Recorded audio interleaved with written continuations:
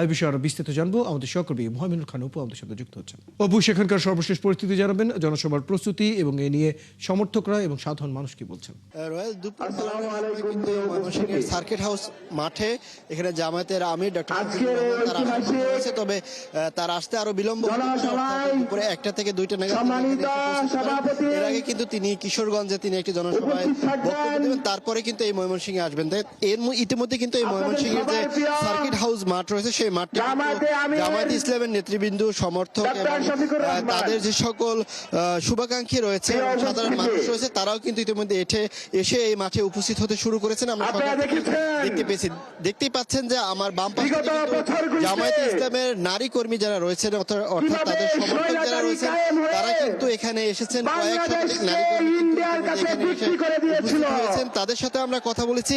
তারা যেটি বলছেন যে সারা বাংলাদেশে যেহেতু তাদের নারীরা যখন ভোট চাইতে যাচ্ছেন, দাঁড়িপাল্লার যখন তারা বাধার সম্মুখীন হচ্ছেন এবং নানা সমস্যা তাদের মোকাবেলা করতে হচ্ছে, সেক্ষেত্রে কিন্তু তারা আজকে এই প্রকাশ্যে এবং দৃশ্যমান কিন্তু এই ময়মনসিংহ সার্কিট হাউস মাঠে তারা এই জনসভায় অংশগ্রহণ করেছেন। তাদের জন্য কিন্তু আলাদা জায়গা করে দেওয়া হয়েছে, অর্থাৎ নারীরা এক পাশে এবং পুরুষদের কিন্তু অন্য পাশে বসার জায়গা রয়েছে। এবং ইতিমধ্যে কিন্তু কোরআন তেলাওয়াতের মধ্য দিয়ে ময়মনসিংহে এখানে কিন্তু এই অনুষ্ঠানটি শুরু হয়েছে। তবে এখানে ময়মনসিংহে 11টি যে আসন রয়েছে, সেই 11টি আসনের মধ্যে 5টি আসন কিন্তু জামায়াত ইসলামের প্রার্থী যারা রয়েছেন তারা এখানে নির্বাচন করবেন, আর অর্থাৎ আর বাকি যে 6টি আসন রয়েছে সেই 6টি আসনে কিন্তু এখানে তাদের 11 দলীয় জোটের যে প্রার্থী রয়েছে তারা কিন্তু তাদেরকে সমর্থন দিয়েছেন। অর্থাৎ এই ময়মনসিংহ জেলার সার্কিট হাউস মাঠে কিন্তু এই আসনের 11টি আসনের জামায়াত ইসলাম সহ তাদের শরিকদের যে সকল নেতৃবৃন্দ রয়েছে তারা কিন্তু ইতিমধ্যে এসে মাঠে উপস্থিত হতে শুরু করেছেন এবং বেলা বাড়ার সাথে সাথে কিন্তু এর সংখ্যা আরো বাড়বে। এবং আবার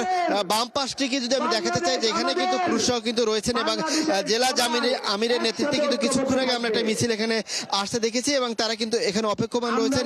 এখন তাদের নেতৃবৃন্দ বক্তব্য দিচ্ছেন, অর্থাৎ এই জেলা ইউনিটের যারা নেতা রয়েছেন তারা বক্তব্য দিচ্ছেন। এর পরবর্তীতে কিন্তু জামায়াতের আমির কিশোরগঞ্জের সমাবেশ শেষ করে এখানে এসে পৌঁছানোর হেলিকপ্টারের যোগে এখানে এসে পৌঁছানোর কথা রয়েছে।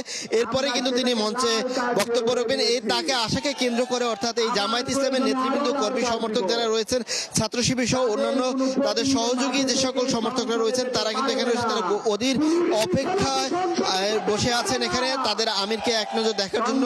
তাদের ভিতরে কিন্তু উচ্ছ্বাস রয়েছে। তাদের সাথেও আমরা কথা বলেছি, তারা যেটি বলছেন যে আমির সাহেব তাদের উদ্দেশ্যে এখানে এই ময়মনসিংহ 11টি আসনের কর্মীদের, ভোটারদের উদ্দেশ্যে কি বক্তব্য দেন সেগুলো তারা মানুষের ঘরে ঘরে গিয়ে পৌঁছে দেবেন, এমনটা কিন্তু বলছেন। অর্থাৎ এই বেলা বাড়ার সাথে সাথে কিন্তু এই তাদের এই সমাবেশ আরো বড় হবে, মানুষের সমাগম যেটি রয়েছে সেটা কিন্তু আরো বৃদ্ধি পাবে।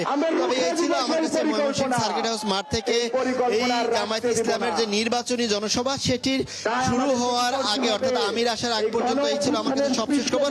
জামায়াতে আমির যখন এখানে এসে পৌঁছবেন তখন আমরা আবারও যুক্ত হব, তখন আমির কি বলেন সেটিও কিন্তু আমরা দেখানোর চেষ্টা করব।